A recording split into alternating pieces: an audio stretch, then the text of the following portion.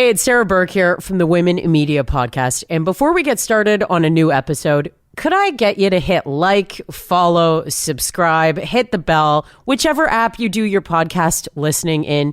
Make sure you're all set up so you know when there's a new episode and you can help spread the word. Oh, and if you're so inclined, could I ask you to leave a review if the app that you're using does that? You're the best. All right, let's get to the show. I'm Sarah Burke, and this is the Women in Media podcast. I've had my eye and ear on this guest for a very long time. Although she's a retired broadcaster now, she's a Canadian music and broadcast industry Hall of Famer, an author, a podcaster, and someone who woke up Toronto for 30 years of her life on the CHFI Morning show. The day of Lauren's funeral in Ottawa, a bunch of people from CHFI, they came to that funeral and we gathered at the hotel, motel kind of thing where Rob and I were staying, and there was a bar and restaurant there.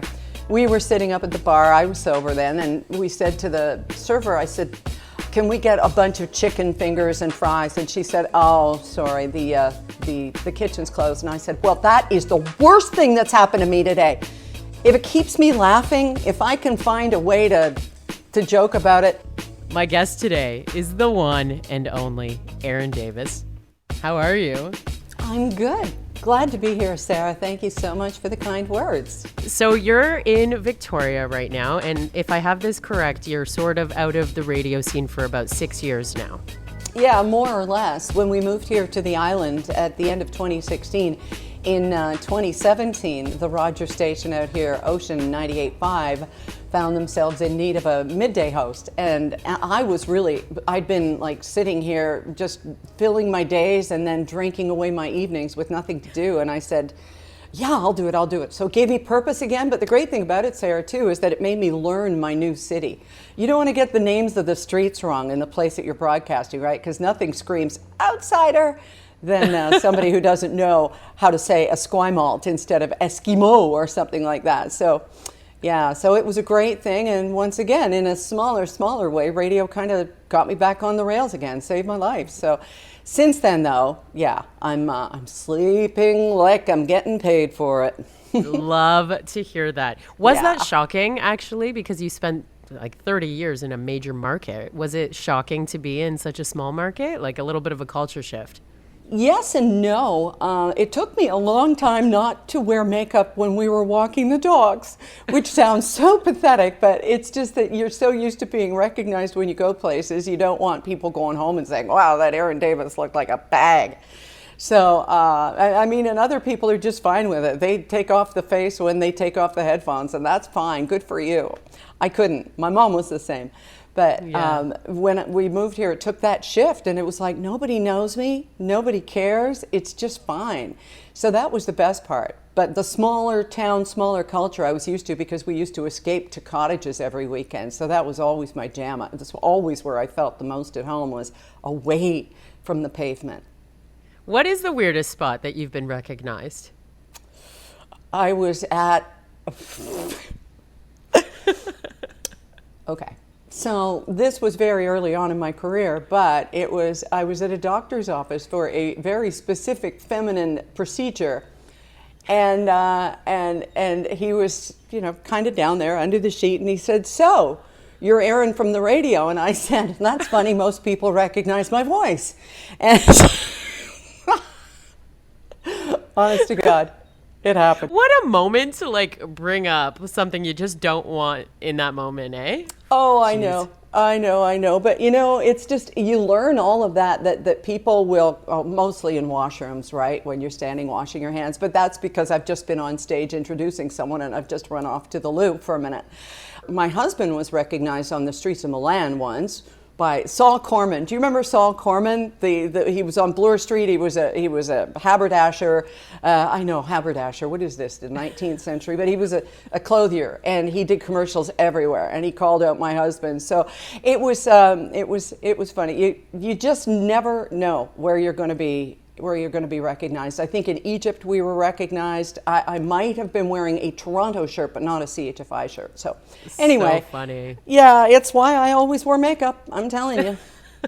Yeah, like I started my radio career in London, Ontario, and a couple years in, it was like at the gas station. Like if you caught yourself, not putting on makeup or wearing your joggers, like it was gonna happen. It was a small enough town, so it seems to me, like not knowing you very well, that mourning the loss of your daughter, that changed a lot for you, and I think you were one of those names that came to mind as someone who's really come out of this with so much like hope and love for the career, even though you just went through like the most terrible thing for a parent. I'm often really intrigued about how women handle hard stuff in the spotlight. How did that affect where you are today and your decisions around radio at that time? Yeah, you've nailed it, the way that you sort of perceive all of this, Sarah, because when I talked about, radio kind of getting me back on the rails and saving me when we had moved out here, it most definitely did that for me after we lost Lauren. She died May 11th, 2015. And then Rob and I did some hard counseling, and we did 2 funerals, one in Ottawa for where she worked and had her career in radio and had her husband and baby, and then one in Toronto. So there was a lot compacted into that 1 month, and a fair bit of it on the road, because we went down to the States to a place that I had done some spiritual and soul work before. And then June 11th came around, and it was 1 month to the day, and it was my, since she had died, June 11th was my dad's birthday, still is. And I just thought, okay, if I don't go back now, I may never go back, so let's do this. And it was only a month? It was 1 month. Wow, you can stay away that long. Yeah, I don't know. It just, I only took a week for my maternity leave when Lauren was born, funny enough. She nursed in my arms while I did 3 months at home. So I just knew, Cooper called me on the phone one morning, and I knew he was going to call, and we were talking, and then we got to laughing, and it was just this, it's the obscenity of laughing when your heart is so broken. It's just, it's like screaming in church, right? Why? Why did I do that? And it just feels so wrong. But just knowing that that feeling was there, and that these were my people, these were my safe people right there in that little studio. Our producers, Gord and Ian and Mike and me and Steve, our newscaster, we were all together as a family, and it was safe. So it felt like they were leading me back to the water and then kind of throwing me overboard. And eventually I was able to get up to the surface faster and faster every day. So it was exhausting. It was a real trial. But at the end of the day, I always kept in mind, at the end of the show, I should say, 9 a.m., watch my cliches, that people had their own lives going on. They had their own grief. They had their own challenges. And it was enough to make me step out of mine and focus on theirs and just remember what I was there for. It wasn't PMS. It wasn't poor me syndrome. It was going to be about, the show was going to be about them and making them laugh and letting them know that things can be okay. You can come through something, in pieces, but still intact. So does that make sense? That's how I approached it all. Yeah, radio saved me again. And how do you remember framing that conversation for the airwaves? Well, I think by then everyone knew, because the station had made quite a big deal out of it. They played splitters about Lauren. They played sad music.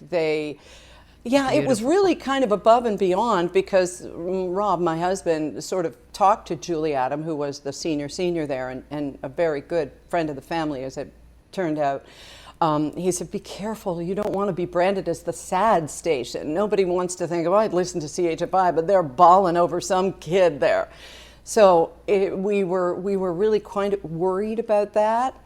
But she has good intuitions and good smarts. But the station was there around us and beside us the whole time. And so when I came back, it was just like, Erin's decided it's time to come back. And that's what I did. I mean, they could hear in my voice that I was still pretty mortally wounded. My voice was lower. I didn't have a higher register. I wasn't able to pull up the sunshine and the enthusiasm that are always in me, but that some days we all have to dig a little deeper for. And eventually I was able to find them. So it was just being there and going through it and laughing with my idiot partners. It was just, being an idiot myself. That was the best of it all. Don't be the sad podcast, Sarah. Don't be the sad podcast. No, I wouldn't want to be the sad podcast. And it's funny you should mention management. Julie Adam was actually a guest on this podcast before, and she mentioned, a situation with you as one of the toughest times in her career. Yeah, well, to work backwards, 2005, I came back. Okay, rewind a decade. And just before I came back, I had this crisis. And I said to Julie, if I was too old 2 years ago, what am I now? And she said, you were never too old. That wasn't it. She kind of had to talk me through this whole thing because I had just felt so completely, the rug pulled out from everything. And I hate to say it, but this topic of women aging and being sort of discarded from the media has certainly come up on this podcast before. Well, that's so much. I mean, the women aging thing it's really on my mind now because I'm on the threshold of turning 60, and I really do feel like I've got, decades left in me to work and to communicate and to continue doing what I'm doing, but now I'm doing it on my own terms. It's all in your head. I mean, there are women on the air right now who are older than I and are holding on to their jobs and doing really well. Whether they'll get the chance to, keel over at the microphone like most of the old guys used to is the big question, because I think it's not going to happen. But anyway, going back to the whole, 2003 thing, it wasn't an age thing at the time. It's that my new partner and I just hadn't gelled. There wasn't the sparks that there was with my previous partner, Don Daynard. And those sparks were chemistry because there was a lot of friction there. And Bob and I just got along so well. And I mean, it's like I had been working opposite, I don't know, John Wayne, and then in came Frasier Crane.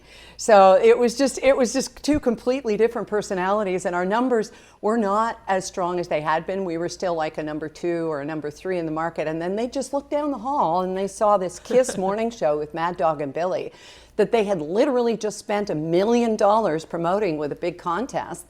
And then they thought, well, we want to euthanize, and I swear to God, that's what one of the general managers said was euthanize, which of course is a euphemism for killing.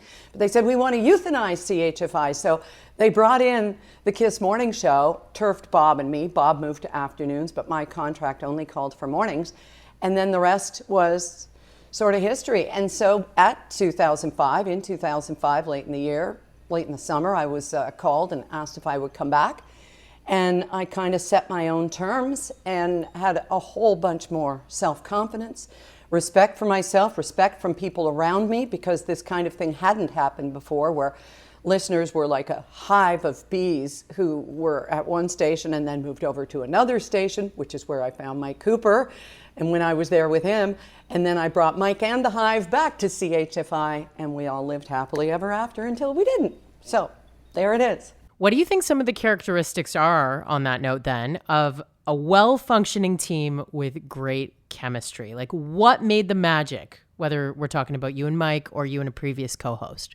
It's hard to say, Sarah, because the elements of the first super pairing were completely different from the elements of the second super pairing. The first one with me and Daynard was, the target demographic for most stations is 25-54. Well, guess what? I was 25. He was 54. It was like both ends of the demographic, more like a family reunion than a couple sitting across the breakfast table. And so we approached things from such a different angle. He was a father of mature and maturing children. I was pregnant. I had a baby, basically on the air. And then, I liked Spice Girls, he liked Andrew's Sisters, that kind of thing. There was just so many differences. Plus, he had so little regard for me as a broad in broadcasting, what are you doing here? Why can't I have my old buddies from the other station? Why do I have to sit here and be across from this girl? When I wasn't going to be the paid laugher, I wasn't going to be the girl who came in and tittered at all of his jokes like so many of the female sidekicks were in radio at that time. I had been brought in from the newsroom because they heard me doing news and they heard me doing quips with him at the end of the newscasts, and they went, oh, we've got something here.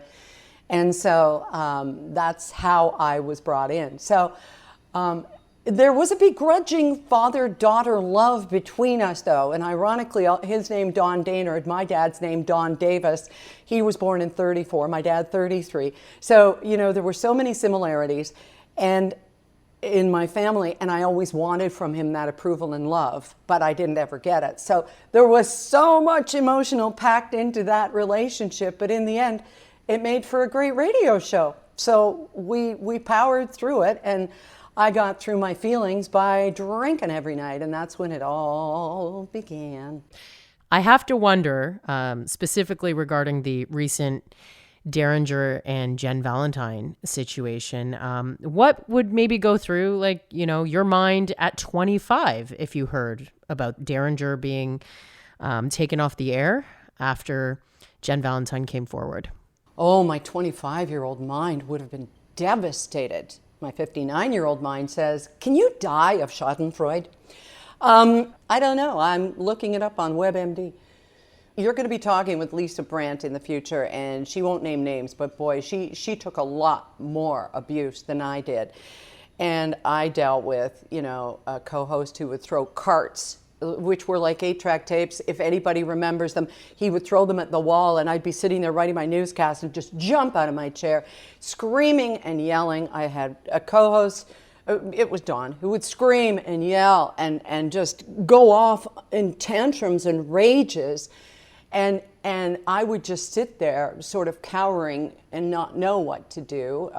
It was just, and begging for help and not getting any. Basically telling management, writing a 2 or 3 page letter, which I still have. I found it in a box in the basement because it didn't obviously make any difference to the people I sent it to, saying, please, I know you're signing him up for another extension. Please make sure this is something he wants to do because he's so unhappy here. And I'm the one who takes the brunt of it. But no, nothing. He was the big guy. And my job was not to upset the apple cart. That was truly my job. And in the end, suffering fools gladly, or suffering people who were angry easily, ended up, with giving me everything I have. So there's a price to pay. If anybody thinks that this all just fell in someone's lap because they could talk or they got along or they knew how to tell a joke or shoot back a punchline, they are sorely mistaken. The climbing was steep and the rocks were jagged. That having been said, I made money doing what I loved. I'm not complaining. Does that make sense? I mean, I recognize it for what it was. When do the managers make the headlines? The ones who enabled him, the producers, the ones who answered to him, and had no choice.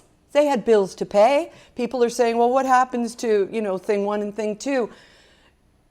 They couldn't do anything. What were they supposed to do? We all know what that's like. You either go along or you're replaced by somebody the next day. And it's their dream job to be at a station like this, to be working with a so-called legend who's in the Broadcasting Hall of Fame. And what is to happen to the people who let this go on? Because we all know that this is performative at this point. I don't think we have quite figured that out yet as an industry, as communities of women, as organizations and businesses. So let's table that because I don't think we can come up with those answers today. But you brought up the Broadcasting Hall of Fame. You too have been inducted into this Hall of Fame. Your career celebrated for its longevity. During that time of reflection, what came to mind as your proudest moments as a broadcaster? You know what? I get asked, what was your worst moment? What was your funniest moment? My proudest moments. Oh, I suppose one of them had to be, I was kibitzing with a guy who was on CTV News in Toronto, and he was going to get his head shaved. And I did a bit on the air about him. He was very handsome at the time. Lance Brown was his name. And so he went on the air and said that I was going to get my head shaved, and I was not. But then it was for the Children's Wish Foundation. And so I said, okay, I'll do it. And the station got behind it. And I thought, if we get $9,800, it'll be great. And it got up to $98,000. And eventually it got up to $163,000 for me to have my head shaved by the late Mayor Mel Lastman in the Eaton Center. And I guess that was my proudest moment, because I just used some overly processed hair and my little place on the platform to do some good for some kids who really needed it. And that was really, truly a proud moment for me. And any time that we were helping other people, or that somebody came up to me and said, you know, that made a difference. I've found a lot more of that, Sarah, since I wrote my book than happened more on the air. I mean, yes, people have said, you made my drive so much better. I'm so glad you were there, and all of those things where that was part of the job. But helping people to heal or to see that there's hope, that has truly, truly been my proudest moment. It was all made possible by broadcasting, but it was kind of outside of it. I do want to talk about you becoming an author, but first here, tell me about a time you felt most empowered in your career. Oh, that was my first day back in September of 2005. Unfortunately, my new partner, Mike Cooper, wasn't with me that day because he had a non-compete from his previous station, and he had to wait until the end of October. So I came on the station, and I was on with a fill-in co-host.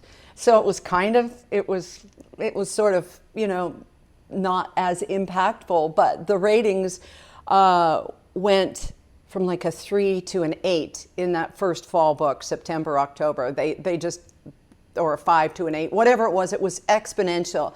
That was my most empowering moment. And I was still somehow embarrassed about it. I get these wonderful things that happen, and then I feel embarrassed about them. I don't know why. Like getting into the Hall of Fame. I'm sitting here like some sad Betty Davis character from Yes, Voyager or whatever movie in the 1930s, with all made up, and I'm all ready to go, and I am waiting for the FedEx guy to bring the award so I can run in and shoot something and send it to the Hall people. It never came that night, and I just thought, what kind of an idiot am I? So I never actually had the award in my hands when I did my acceptance thing, but it's just, everything with me is some kind of just a cruel comedy, but that's okay. I mean, if it keeps me laughing, if I can find a way to joke about it, even with Lauren's death, and I know that this is going to flip really quickly into the macabre, but the day of Lauren's funeral in Ottawa, a bunch of people from CHFI, especially Julie Adam and Wendy Duff, who was a boss, they came, and my producer Ian, beloved friend, came to that funeral, and we gathered at the hotel, motel kind of thing where Rob and I were staying, and there was a bar and restaurant there. So there we were when this was all over, and Lauren's in-laws were sitting at tables, and we were sitting up at the bar. I was sober then, and we said to the server, I said, can we get a bunch of chicken fingers and fries? And she said, oh, sorry, the kitchen's closed. And I said, well, that is the worst thing that's happened to me today. And I kind of slammed down my hands, and everybody in my group busted up laughing. And of course, in among the other mourners, they're looking at us going, what kind of sick people are these? Well, they're the kind of people who get through with stuff like this. You know, it's how you survive. As you know, if you took in every story, every Amber Alert, every tragedy, everything that comes across, it'd kill you. So you gotta laugh. You gotta laugh. That's what we do. We keep laughing. You brought up your book, Mourning Has Broken, Love, Loss, and Reclaiming Joy. What was the spark that sort of started that project? It wasn't me. I was on City Line with Tracy Moore doing a kind of goodbye to Erin thing for Toronto and the rest of the country. Didn't have a clue who I was. And that day in the audience, because Tracy shoots a live audience, was a woman who usually goes out one Thursday a month with her sister. She's very, very busy. That day they chose to see City Line, and she emailed me a few days later. Well, I opened it a few days later. Turns out she's senior vice president of publishing and editor at HarperCollins, and she said, I think you've got a book in you. And I said, I think I do. And my husband didn't want me to, and I didn't want to, because it was going to be digging into stuff I didn't really want to go back or even experience for the first time, because I'd been so good at just, you know, kind of compartmentalizing, which is sort of my go-to survival. So it was really hard, but that's when it was. It was almost exactly the week before we moved in 2016. So it was like when one door closes, holy Moses, does another one ever open? Was it therapeutic, at least when you look back at the process now? No, you know what? The therapy came later in writing and answering the emails from people who read it. Writing it was terrible. And I would just put my head down. I put it off for so long that Iris, the woman who contacted me, said, "Do you need a ghostwriter?" And I was like, no, I've got this in me. I've been writing for years and years and years, every day as a discipline on my blog. So I finally, I deal with hard deadlines. I'm a great procrastinator. And then, it's how we all function, the best of us, right? So that got me going. And yeah, it wasn't therapeutic. And it was really painful for my husband because I would have to ask him. I would say, "Okay, Rob, what did the coroner's report say? What did the police say if you talked to them?" The different things. And he was the one who was in touch with the breastfeeding guru in Canada who has this book that says, you breastfeed or, you're committing homicide or infanticide or whatever. That's not what he says. I'm just kidding. But yeah, so he had the hard talks with people. So I had to go, okay, you need to tell me what that is. Because again, with the compartmentalizing, I was protecting myself from anger. And I knew if I had anger, I wasn't going to survive. For those who don't know, Erin Davis hosts not one, not two, but 3 podcasts. Damn girl. Real Time for the Canadian Real Estate Association. A little something for the seniors called Elder Wisdom Stories from the Green Bench. And then there's Drift with Erin Davis. Do you think that podcasting door sort of opened with all the experimenting you did on the blog and social media? How did you get into podcasting? Well, it's kind of weird. They all just kind of fell in my lap. And I know people are going, "Oh, shut up." But they did, and one of them was through just a platform that I would audition on and get nothing, over and over and over and over again, like everybody else. And they asked me, "What would you charge to do a podcast?" And we gave them a rate, and then they said, "Oh," and then we gave them a slightly smaller rate and made a deal. So that one is ongoing. The other one, Elder Wisdom, Stories from the Green Bench. Which is, it's getting all kinds of awards for connecting, elders, seniors, really seniors. Like my co-host is 87. And I take no credit for this at all, except for being the conduit. And Rob does most of the work, just trying to clean things up and tighten things up and, do all his magic. But yeah, there's that one. And then the other one is through the Canadian Real Estate Association. I was doing some MC work for them out here. And they said, "We've got an idea for a podcast. Would you like to do it?" And I said, "Well, I'll try." And it's worked out really well. And then there's my sleep stories. That was my own project that I felt like I had to do. And it's the most work of all of them. And of course pays the least, but I got a sponsor, so that's good. Figures, eh? Why did the Drift end up being that personal little dream project for you? Because I would go to sleep listening to stories. I love stories. I used to say to my husband, "Tell me a story." And so he'd tell me how hockey went that day, and I'd be gone in 10 seconds. Or tell me about our taxes this year. Stuff like that. I love being told a story. And I thought, I can't be the only one. And I want to do it in my own voice. And I want to do these stories that people know, but rewrite them a little bit happier. I mean, I just did Rumpelstiltskin. And if you read the Grimm brothers version, this guy, he's just... Anyway, so I rewrite things so they have kind of gentler endings. And then I end it with 5 minutes of wave sounds. It kind of feels like after all those years of waking people up, I want to do them a favor and put them to sleep. And it doesn't cost anything. I'm not making money off them. Like I said, I have a sponsor and I do the Made Possible By early in the podcast. And then it's just a nice story to keep you company, a stretch and relaxation, and then listen and go to sleep. That's all I want, is for you to have a good sleep. In the very first place, if we go right back to the beginning of your career, what was it that first made you want to connect with an audience? I have always wanted to perform. It's not like we had performers in the family or anything like that. When I was a kid, I would spend a lot of summers, my parents would ship us off to Alberta to stay with my grandparents wherever we were stationed in the Air Force. Mostly Trenton. I'd fly out to Alberta and be with my grandparents. My granddad had an orchestra, and he played saxophone, and he had people around him. He had instruments and stuff, and guitar and piano and all kinds of stuff. And so I would take the microphone and learn to sing the song. So when I was about 9 or 10 or 11 years old, I would go to these gigs, you know, among legions and that sort of thing, and I'd be the singer. And I loved it. I loved it. I loved it. And so I was comfortable in front of a microphone.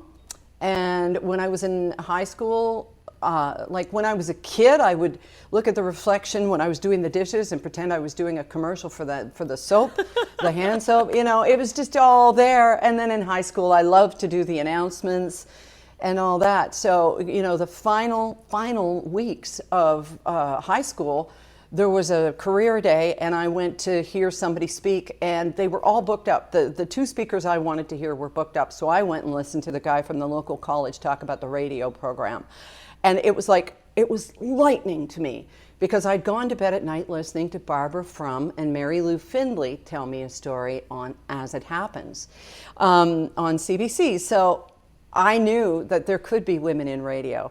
And so I begged my way into an audition, and they made a spot for me in September. And by November, I was on the air at the local radio station. And second year, I was full-time and kind of marrying it with my college.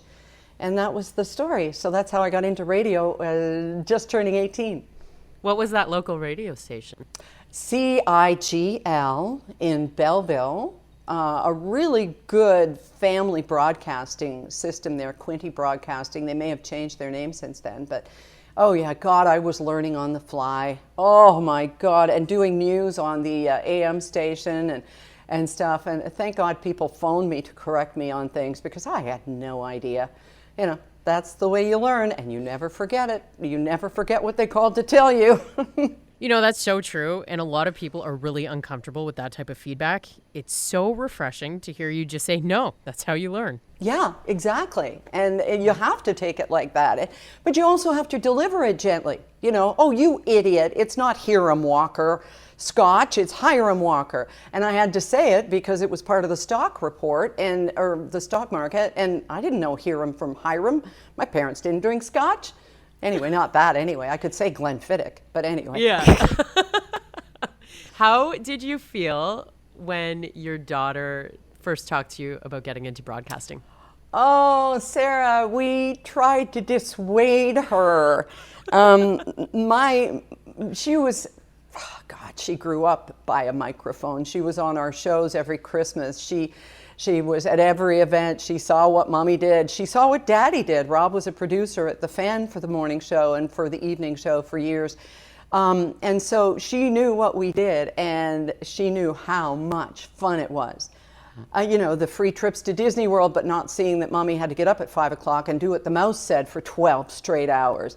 You know, all of that. She saw the best of it. And then in 2003, she saw the worst of it. And she would say to her dad, rather than, you know, because I went up to the cottage just to cocoon, and she was still in town with her dad, and he was taking her to school and stuff, and she'd say, are we moving? Is this it? Like, what's happening to us? I need to know what's going on. And so she felt that uncertainty, and at one time I thought, that's it, we're going to pack up, we're going to move west, and if I can get the station to pay for my move west, and what was the other thing I asked for? It was just outrageous. I will promise not to go on the airwaves in Toronto ever again. And they balked at it. They just said no, and thank God. So we tried to talk her out of it. We said, we'll send you to France for a year. Go travel, go do anything. But she was so born for it. And from the high school drama to getting in immediately at Algonquin College in Ottawa, she made a definite point of not being at my college in Belleville. She went further to Ottawa, and then got a job right after first year at the nation's news talk leader, top 540 CFRA, 580 CFRA, sorry. And she wanted to change her name. She didn't want anyone to think she was riding my coattails, but she was not. And she just skyrocketed to hosting the noon national news package on her own when she was like 22. And Wow. reporters would call in from the field to get her perspective and to get her calm and to get her, opinion on things. She was so wise beyond her years and really, really well suited to this.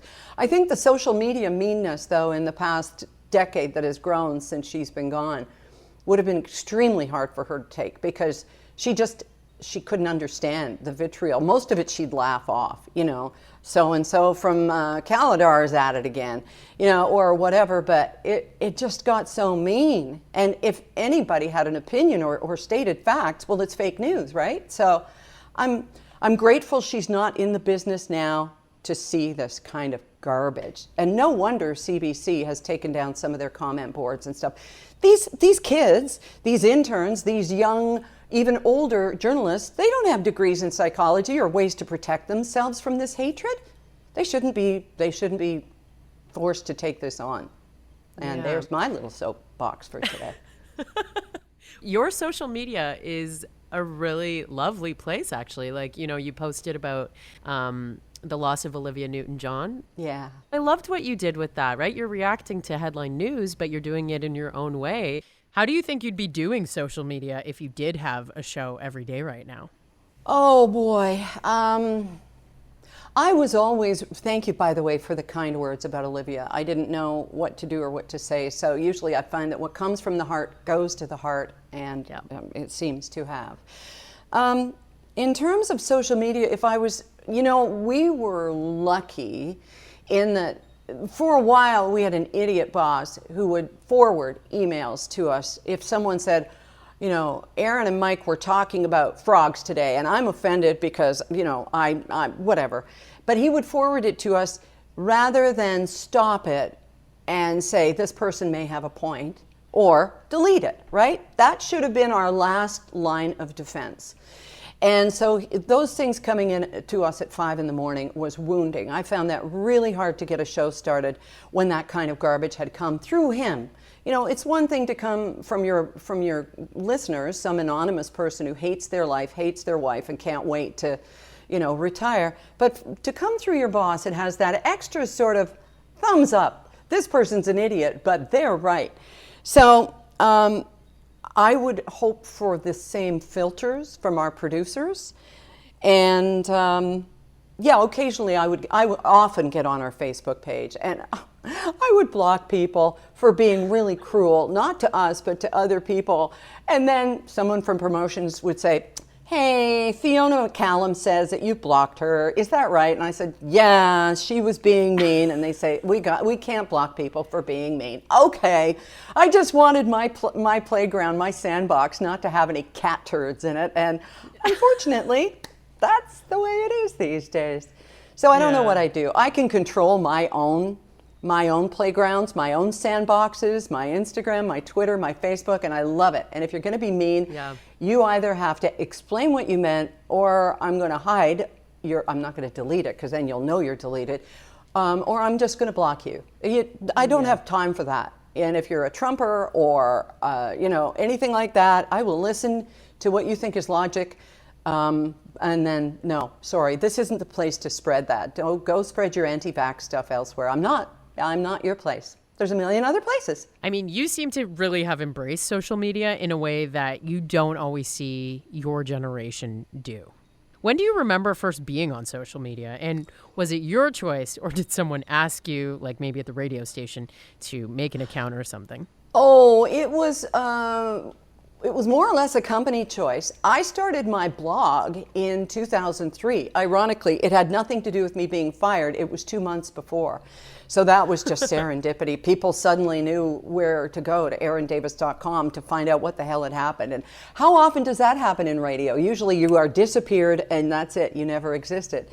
But geez, I can't remember what year it was that we finally started putting away the books that we used to use to see, oh, that person died. Well, what year was their hit, and was it, should we find it and play it? just to have that information at our fingertips. And I remember I used to answer spam. I'd get this email from somebody saying, come and play in our casino. And I'd write back and go, no, I don't want to. Stop bothering me. Which of course just went, here, we got a live one, right? And just the stupid mistakes. And I remember my boss coming in one day and going, Erin, you have to delete your delete box. You have to clear out your delete box once in a while. You have to what? And having all these apps open on my phone or not. Yeah, just all the things that everybody kind of knew, everybody in their 20s knew, but hey, I was, like double their age. And this wasn't intrinsic to me. And unless our daughter was showing it to me, I had no idea. So it was a learning curve, and I was never afraid to say, Jay, who was the greatest guy who got me my verified Twitter and everything like that, which I didn't even know I would need. I said, Jay, I'm an idiot. I need your help. And so, it's all in humility, because what do we have to gain by saying, I'm going to figure this out? No, what you gain is a phone that doesn't work anymore. That's so funny. Yikes. So, in your opinion, what makes a great manager? They have your back.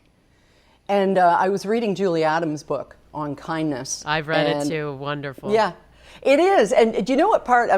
You'll probably have to remind me about the question about what makes a great manager. But the part that really stuck out to me, and you've probably heard this if you were dating someone, if he's not nice to the server, he's not nice.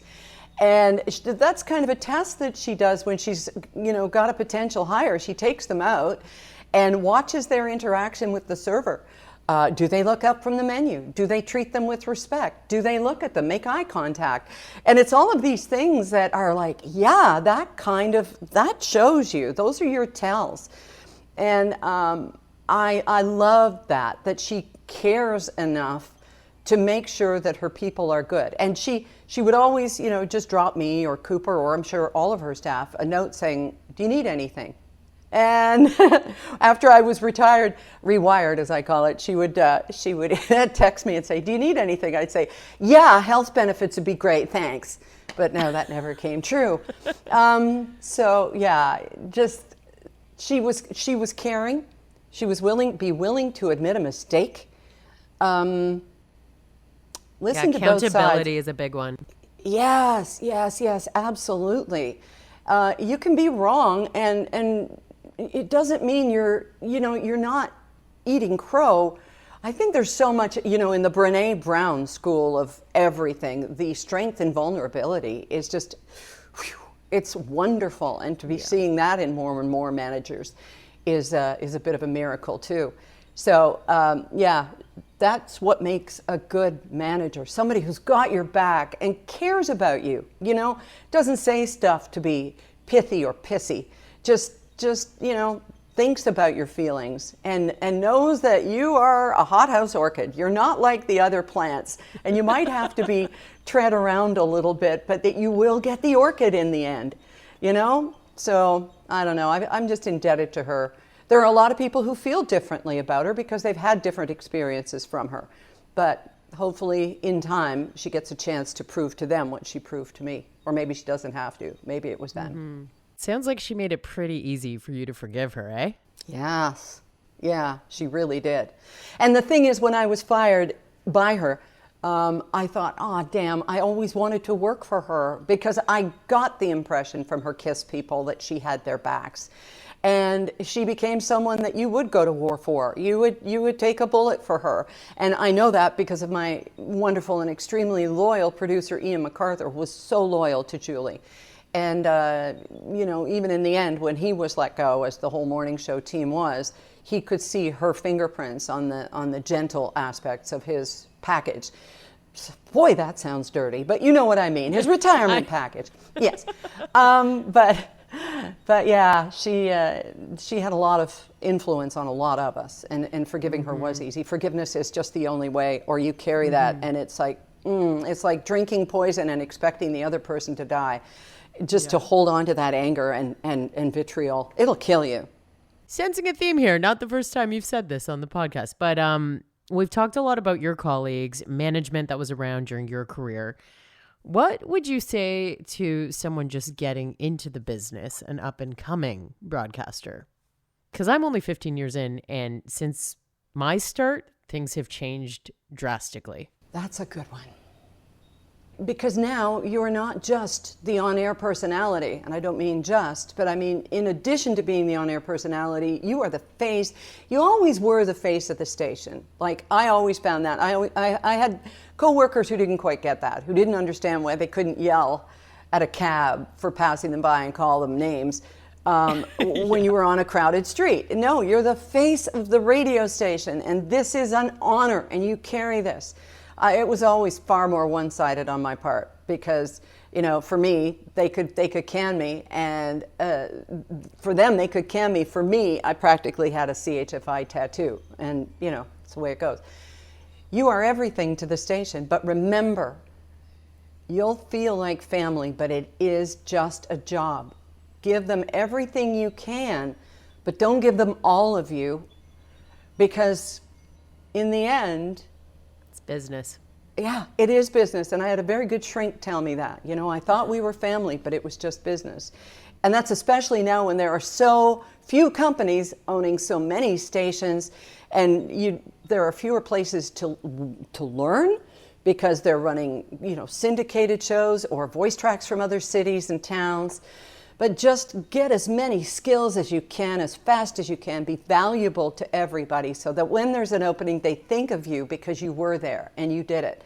But value yourself too. I'm a big believer in volunteering, but I also know that this economy takes advantage of people who volunteer and of interns. So set a value on who you are and what you are, but know what you want. Yeah. And always be open to the stuff that you didn't know you did want, right? The world's your oyster. It really, really is. I honestly, Sarah, I still open up broadcast dialogue and see where the jobs are. I'm insane. It never goes away. I think mornings in Red Deer. I could do that. I could do that from home. Yeah, it's going to be different with the time difference. Really, I only ever score if I get a job in Hawaii because then I'm already up. But anyhow, you know, it's just, if you've got the talent, you will rise above. You know, you'll have college teachers say, only one out of you 89 students is going to get a job. And that used to make Lauren so mad because that's what they would tell them. And yeah, they were right. But don't tell me I'm not getting the job because I'm going to get it. Totally. And reach out, find a mentor. You know, ask for help. Don't be afraid. People like you and me, and probably most of your guests, and you've had a pretty amazing roster of guests on this podcast. Oh, thank you. You're welcome. Would be happy to answer your questions. I listen to tapes. I listen to, you know, what do you call them? Air checks. I listen to those all the time. I don't mind. If you're open to the feedback, and for God's sake, if I take the hour and a half to write you feedback gently, carefully, please say thank you. Good Lord, that happens. That happens. Oh, yes, and don't forget to say thank you. Lauren, not you, but you know the people we're talking to, Lauren would write thank you cards, personal cards, after she'd had an interview, not with a subject, but for a job. And boy, oh boy, did it make a difference. That was some good parenting right there. Mm-hmm. Oh yeah, because that's almost like accepting feedback with grace. It is. And it's saying your time mattered enough for me to write this and get it to you. You know, just say thank you. I appreciate everything you just said so much. And all I'm going to say is, where was the Erin Davis keynote when I was contemplating resigning from my full-time job? So I wish you so much success yourself, Sarah, but finding what really makes your soul sing and where you are a great fit. The world is your oyster too. They're just better oysters now. They are. Okay, so I asked you to think about some women that you would love to hear more from on this podcast. Who's on your guest wish list for the Women in Media podcast? You've made it so difficult for me to come up with 3 people who would be good on your show. But now I know how you get such a good guest roster, because you mine your guests, and that's brilliant. So, all right, I would like for someone to interview you. I want to know your story. Is that a cop-out? No, it's actually not the first time that I've heard that, but I've been, like many women do, I'm sort of tiptoeing around some of the experiences I've had and definitely still processing some of them as well. So I don't know who would be the right person to do that with me. Why don't you split screen it and do it yourself? What an idea. Let me sleep on that. There's a lot of tech going on there. Okay, so Jennifer Valentine. I don't know if you've reached out to her yet. She is sort of, she's careful about who she's talking with, but it doesn't have to be about Derringer. She and Taylor Kay, now this might be a really interesting two-sider, or both of them. She and Taylor Kay are both women who have had, really solid broadcast experience. Jennifer mostly television, Taylor mostly radio, and still on the air, but are really good at the social media and monetizing their name and their presence and their products and their activities. I see a lot of Jennifer in the kitchen, and Taylor's always doing something. That part fascinates me. How do you turn your platform, your followers, into money without being, the girl twerking on TikTok? You've got to be able to, kind of use your skills, unless they are twerking, in which case, good for you. So on the other end of the scale from twerking, I go back to Barbara Frum and Mary Lou Findlay. Now, of course, Barbara Frum has passed away, has been gone for, must be nearly 30 years now. But Mary Lou Findlay still lives, and I know this because she wrote a book about 8 years ago, and she was shopped around as a guest for me on the radio, and I thought, oh, I would love this, but they won't approve it. It won't be something that floats anybody's boat. So she is old school, early television for women broadcasting. She and Barbara Frum did the National, the Journal, and then it became, as it happens. So she came from radio and then segued into the Journal. Just that whole thing about, oh my God, because neither of them was a beauty queen. And what did they go through? I would love this. Yeah, because she's a pioneer, and I think she'd be fascinating. Valerie Geller is another woman. I know I'm going over my list of. Oh no, I love it. Yeah. Valerie Geller is she is a radio guru around the world. She travels the world teaching how to be an effective communicator. I have her book on my shelf back there. She changed my life. Oh yeah? What was your biggest learning from her? To turn it around. It's not like, this happened to me yesterday. I couldn't believe it. It's like, something happened to me, but I wanted to know how you would have reacted to it, right? Right away, you've got them going, okay, I'm listening. Yeah. And it's just, that was the big thing. And I had learned in college that you always only talk to one person. And I had one picture of my grandmother when I was working at that easy listening station. I love that. Yeah, I was talking to Graham, when I was telling her the weather, or I was telling her what was going on around Belleville that weekend, or whatever. I always talk to one person, and boy, that makes a difference. Because if you're saying, good morning, everybody, you're not talking to me when I'm getting out of bed in the morning. So it's just maintaining the one-on-one. So yeah, there you've got your list. In reverse order, Valerie Geller, Mary Lou Findlay, you, Taylor Kay, and Jennifer Valentine. I didn't think I could come up with one, but you sparked a whole bunch in me. So thank you. No, thank you so much for coming on my podcast. Like you are radio royalty. I grew up in Toronto, so this was a wonderful experience to speak to you about your career. And thanks for being so open about, some of the tougher experiences. Thank you. And as you can hear, my neighbor has just started up his weed whacker. So that's the time to go. Anyway, thank you, Sarah, so much. It was such a pleasure, and continued success, whatever you choose to do. May it make your heart sing. Does it get better than Erin Davis? I mean, I have fabulous guests all the time. So yes, it continues to get better, but it's going to take me a while to process that she was even a guest of mine. I'll link you to her book and her podcast and her website and all the Erin Davis things in the episode notes. Next up, my girl, Morgan James. If you haven't heard her name before, well, you're going to know all about her in just 2 weeks. She is the only Black woman programming country music, or so it seems, in Canada. And she's absolutely brilliant. She is my next guest. Until then, thanks for listening.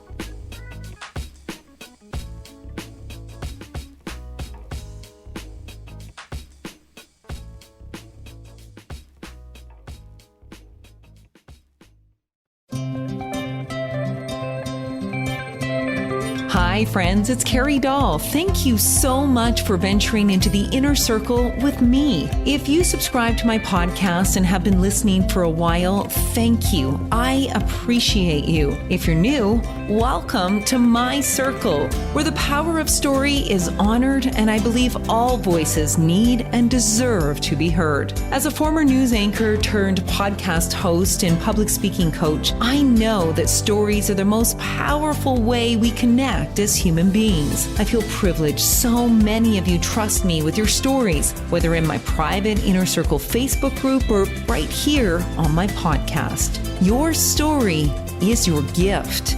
Thank you for allowing me to share it with the world. The Inner Circle with Carrie Dahl, available on Apple Podcasts, Google Podcasts, Spotify, and at carriedahl.co. Another Sound Off Media Company podcast.